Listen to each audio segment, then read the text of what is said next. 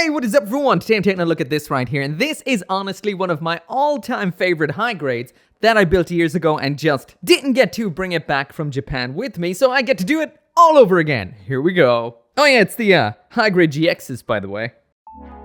Believe it or not, 2021 is the 10-year anniversary of Gundam AGE, and I know I keep saying it over and over again, absolutely blows my mind apart. To me, Gundam AGE is kind of a special anime to me because this is the series of Gundam that was out when I moved to Japan in 2011, so it was getting heavily pushed, and I bought a lot of the kits back then when they came out, but sadly, after moving back from Japan, I don't have them all anymore. Actually, I've none of the high grades whatsoever. But there are some high-grade AGE kits that I remember very fondly, and most of which were Wolf Enneacle's mobile suits. I don't know if it's just the pure white finish with that little drop of cyan that really makes them stand out to me, but I absolutely love them.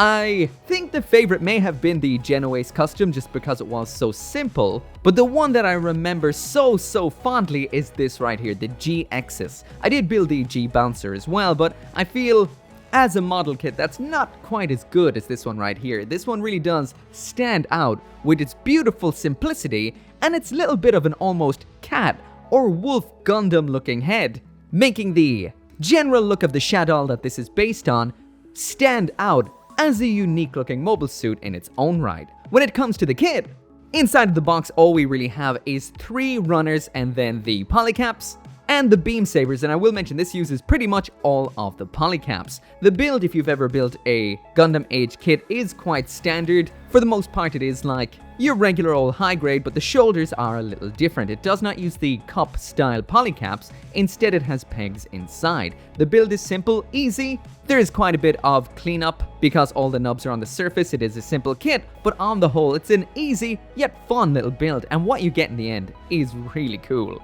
I will mention that I did top coat this because I had a little bit of spare time forced upon me, and I did give it a little bit of a panel line as well with the standard Gundam marker black pen.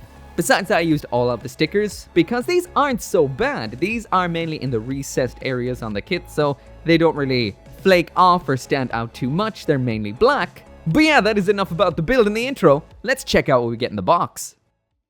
This video is sponsored by Skillshare, the online learning community for creatives, where millions come together to take the next step in their creative journey. Skillshare has classes on 3D modeling for beginners and tons of classes on photo editing, video editing, and all the skills and techniques you need to capture perfect footage if you're planning to start your own online gunpla content. Skillshare has no ads, and they're always adding new premium classes so you can go wherever your creativity takes you.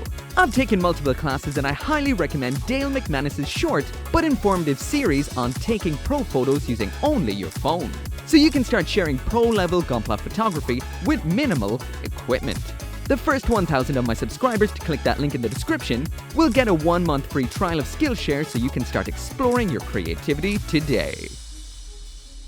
So this right here is what the high-grade G-Exes comes with inside of the box. This is your standard Gundam style loadout, so that is sword, board, and beam rifle. So that means in here we do get a shield, a pair of beam sabers, a beam rifle. I almost forgot to mention we also get a widespread left hand, which is always a very nice addition, and we get 2 sets of stickers. One is the Wolf Enneacle style red wolf heads for on the shield, and with this as well, just the stickers we get in here. There is quite a few, but like I mentioned, these are all recessed so they don't stand out too much. So let's give this thing a spin and check out those aesthetics.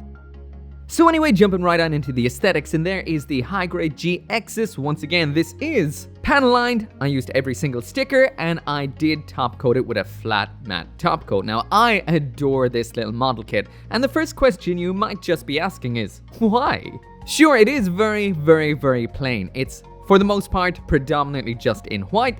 The design of this is very typical Gundam AGE, which is very geometric, blocky, very simple kind of shapes. But that's what I dig about it. It's so simple robot, and it is, just like it is in the lore, this is an elite version of a grunt suit. So this is based on the Shadow, but given a more Gundam style head. So this really does have a Gundam AGE 1 kind of feel, while at the same time quite different. It's basic, it's robotic, it's simple, but at the same time it's glorious in its simplicity. As for the actual technical aspects about its aesthetics, I guess color accuracy wise, it is pretty good besides the stickers that you need to use, but the stickers that are on here you would basically, well, not notice at all. But let's jump in a little bit closer to take a look at them. So first off, we're going to talk a little bit about the stickers in here to make up for the lack of colors. So once again, like I've said multiple times already, these aren't that bad. They're mainly black as well as the ones for using on the eyes and the head cameras. Now the ones on the eyes and the head cameras, these are your usual reflective style foils. These are in a nice bluish green, or is that a greenish blue? All of the black ones are inside all of those recessed segments, which make a nice contrast against the pure white. Now, without these, it does look really plain, but with them in there, you'd barely even notice that they're there. These are subtly used and nicely executed. As for the last type of sticker we have in here, this is the only real color one that isn't a black one, and those ones are up in the vents up on the shoulders. Once again, these are square and large, so you wouldn't even notice them. They are recessed into the vents, so they don't stand out too much. So on the whole, there is quite a few stickers, but they're not the worst. Next up in here, we've got a couple of sticker style decals, and as usual, as the name suggests, these are decals which are stickers. You just peel them off like this and slap them on like so. These are the red Wolf Enneacle logos, and these are quite cool. Somewhat reminiscent of the Amuro logo. So yeah, for the most part, it is a very simplistic looking kit. We do have some seam lines here and there, like the front of the legs right here. As you can see on the Shadow art, that line isn't actually in the armor, but the way they've actually played it off in the instructions here on the finished kit makes it look like a bit of an armor split, so it's not the worst. And even when it comes to the head, all of the seams of the parts that are put together are hidden quite well. I guess the only real obvious ones are in the tops of the shoulders and down the length of the backpack, but on the whole, not bad at all. And honestly, this is a really cool, almost Gundam style head. What it reminds me of is that variant head you got inside of the Master Grade Victory Gundam. I can't remember it off the top of my head, but this is it right here. It has a vibe kinda like that. So anyway, now moving on to the accessories, and once again, here is the high grade G-Exes with absolutely everything that it comes with. Now let's check it all out one by one. So as for the hands we've gotten here, we've got the pair of standard holding hands we've seen throughout the review so far, and we've got one dynamic widespread open hand, which honestly looks really good. I am always incredibly happy when one of these is included, so this makes me very happy. As for changing the hands, these are your typical ball joint high grade attachments, so pop out one and then pop in the other, simple as that. So next up in here, we've got your standard set of beam sabers, which are, I guess, a little not so standard because these have the flat Gundam AGE beams that we also see sometimes with Gundam 00 kits. We just have long beams in here, and the attaching of these into the hands is as simple as sliding the handle into the hands like so. When these are not in use, just pop off the beams and they can be stored traditional Gundam style up on the backpack just like this. Nice and tight, and they're not going to go anywhere. So next up in here, we've got the beam rifle, and this has definitely taken a whole lot of design elements from the original AGE 1's Dod's rifle. This doesn't have any of the twisting or changing elements to it, but it still does have its side on the side. We do have a foil sticker for using on that particular sight, and we do have a flip up handle on one side for those more long range shots that require a little bit more accuracy. Attaching this into the hand is simple. It's just the usual sandwich maneuver, popping off the hand. The handle of the rifle attaches into the finger section of the hand. Pop the backpack on and pop the hand on, and there you go. When it's not in use, we do have a storage element to this, and that is by popping out this little tab on the side, sliding down this segment, which is quite fancy for a high grade, and then popping it into that hole in the butt flap, just like so, and it holds on absolutely perfectly. So next up in here, we have the shield, and this is quite simple. It is only made out of two parts, that is a gray part and a white part, but it works out quite well. I really do think that little bit of a decal gives it so much, well, character. When this is attached, it looks absolutely phenomenal, and in order to attach it, it is quite simple. It just attaches into the hand like so, and it has no trouble holding it up. It's not gonna fall off, and this looks incredible. I don't know, it's just so simple and so beautiful in its simplicity. So now jumping into the build and the articulation, and first off I'll mention this has a very solid build besides one aspect that is a little bit loose out of the box, and one thing that I made loose that wasn't loose that I'm going to give you a bit of a public service announcement on. First off, the part that's loose out of the box. This pops all of the time, and I don't think there's really much you can do besides just push it down every now and then to make sure it doesn't pop off, but just a bit of wiggling and off it will come. I guess it's just a bit of a bad design.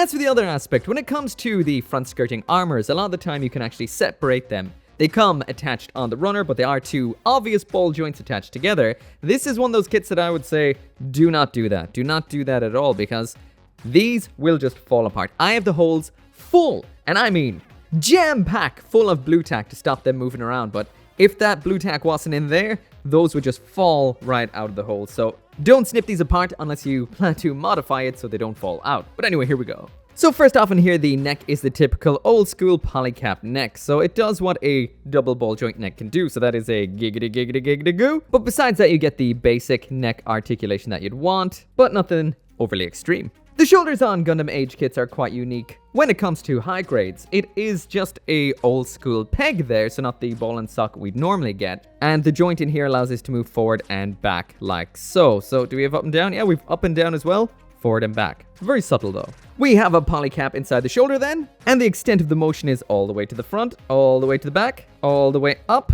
The arm can then move inside of the shoulder armor. There's it as high as it can go. And we've got that full 360 spin. We've got full spin at the upper arm. We've got a double jointed bend at the elbow, which can allow it to move all the way up like so. And I will mention this can also move out to the back if you like that. The wrist here is your standard ball joint. So the waist joint here is your old school polycap ball joint with a segment with a polycap ball joint, and then the upper body that never ever really worked out. So what that does mean we get is somewhat of a crunch there, but it's just going to fall off if you try to crunch it.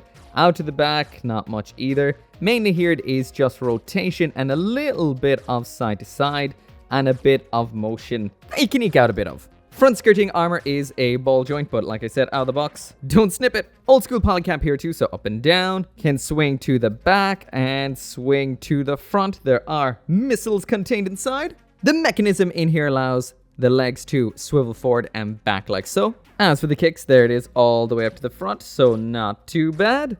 There we have all the way out to the back, blocked by the butt flap. And as for the splits, not a bother on them. Full spin kick at the upper leg. Fairly decent double jointed bend at the knee. Can't ask for much more. And finally getting the leg on the ground. There it is all the way to the front. So basic. There it is all the way out to the back. Even more basic. And as for the side to side pivot, that is pretty damn good right there. We don't have any bending or anything going on in the foot at all. So very plain.